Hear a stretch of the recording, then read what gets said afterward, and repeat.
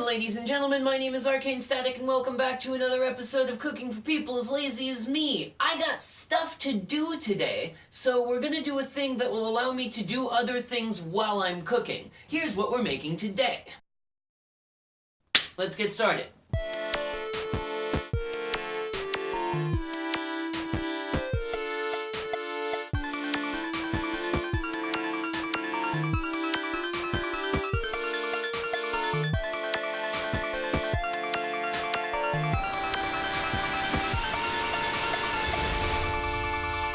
So let's talk about these ingredients. We're gonna need some ground meat. I'm using ground beef for this one, but pork is fine as well. Actually, I think this one is ground beef and pork together. Yeah, that's what it is. But you're gonna want like 2 fist sizes, basically, of the ground meat.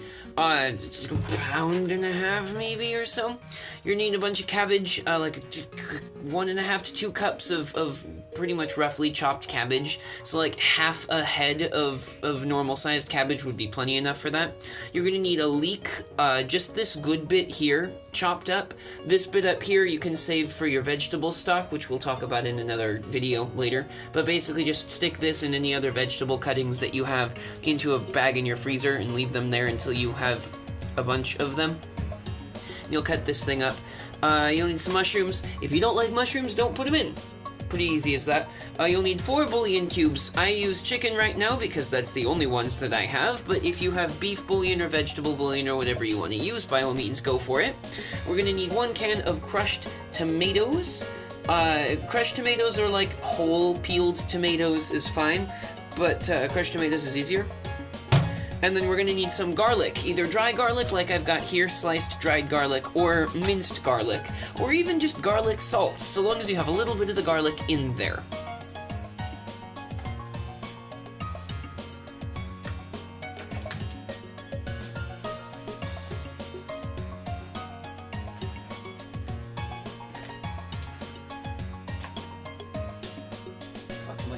Forgot to mention I've got some fresh but dried parsley here.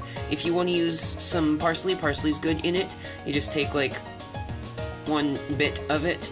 It's better now that it's dried because then it can soak back up into the flavor of the soup later. So let's do these bits, the bits that you gotta chop up. First do this.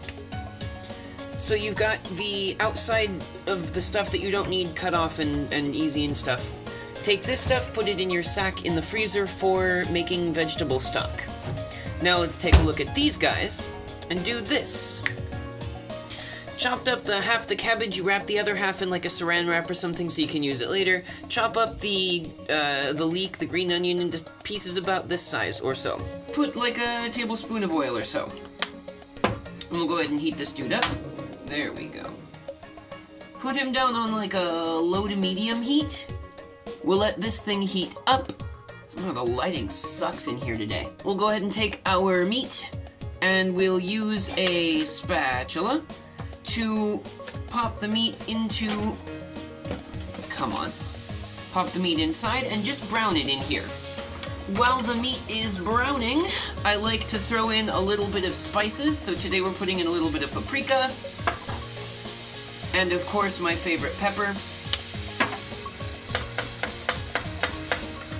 Alright, so it's pretty like it's brown, there's still bits of pink inside. So my battery cut out while I was trying to film it, which means I had to plug the phone in and let it charge for a couple minutes before I got back to it. But essentially, after the meat is done, you just take all of the other ingredients.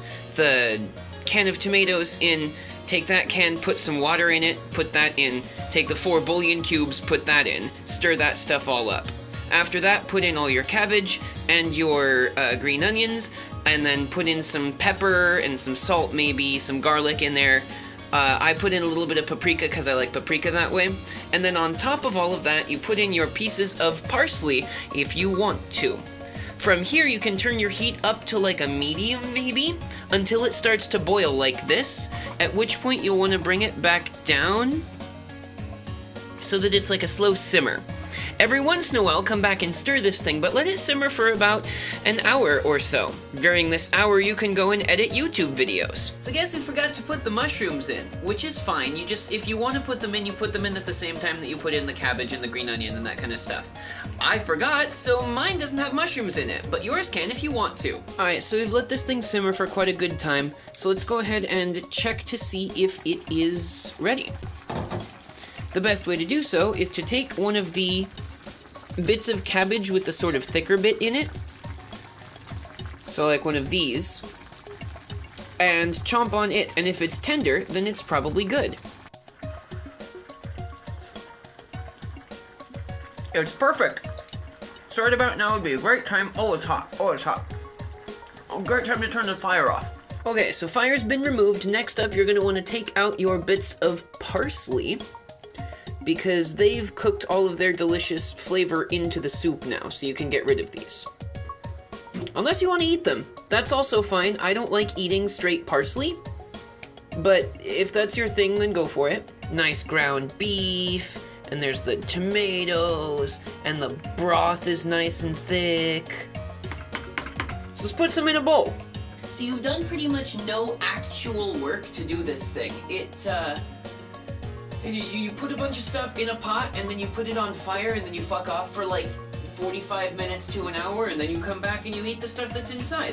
It's really easy. Plus, if you're cooking for 2 people or whatever, you can freeze this soup in like Tupperware containers. You can freeze it for like a month or so at a time before you should think about going back in and like eating it before it goes bad.